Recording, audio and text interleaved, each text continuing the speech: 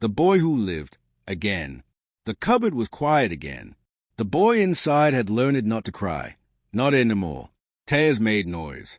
And noise, in this house, was punished. The space was barely tall enough to sit up in. Dust coated the corners. A thin blanket, more holes than warmth, was wrapped around him like armor against the cold.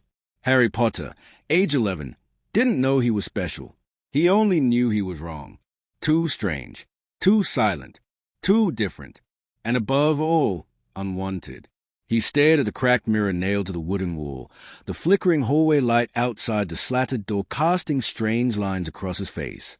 His green eyes, far too large for someone so small, studded the faint scar on his forehead, a jagged, lightning-shaped mark. It didn't hurt anymore, but sometimes, when the silence deepened, it hummed. That night, the storm came. Thunder shook the windows. Rain hissed against the glass. Then, a pounding at the door. Vernon Dursley's footsteps were loud, angry, followed by a voice, deeper, rougher, kind in a way Harry had never heard before. And then, the door creaked open, and everything changed. He stood tall, impossibly tall, hair like a wild mane, eyes that had seen things Harry couldn't imagine. Hagrid, the man said, as if that answered everything. Then he knelt, reaching into a greatcoat pocket and pulling out something wrapped in oilskin. A letter.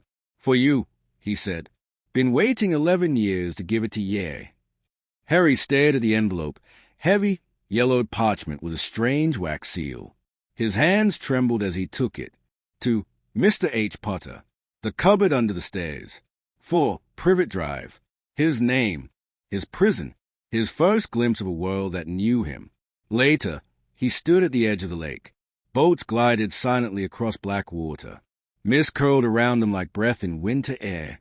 And beyond the fog, something massive loomed, a castle of towers and shadows, lit from within by flickering gold. Hogwarts. His heart pounded. For the first time in his life, he wasn't afraid. He was alive. The great hall felt like a dream. Floating candles, an endless ceiling of stars, 1,000 watching eyes. When they placed the ancient sorting hat on his head, it whispered directly into his thoughts. Ancient, alive. Plenty of darkness in here, it mused. And talent. Oh yes, great things, if you choose them. I don't want to be like him, Harry whispered. Brave, said the hat. Very well. Gryffindor. The room erupted, but Harry heard none of it. He was staring down the hall, at a ghostly shape no one else seemed to notice, a flicker of green flame, a face he somehow knew.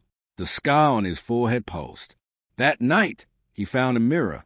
Not just any mirror, it shimmered with memory. He looked into it and saw something impossible. 2 people, hand in hand. A man with his eyes, a woman with his smile. They didn't speak, didn't move, but they were his. Mum, he breathed. Dad. He reached out. Glass met his fingertips. And for the first time in his life, he wanted to stay.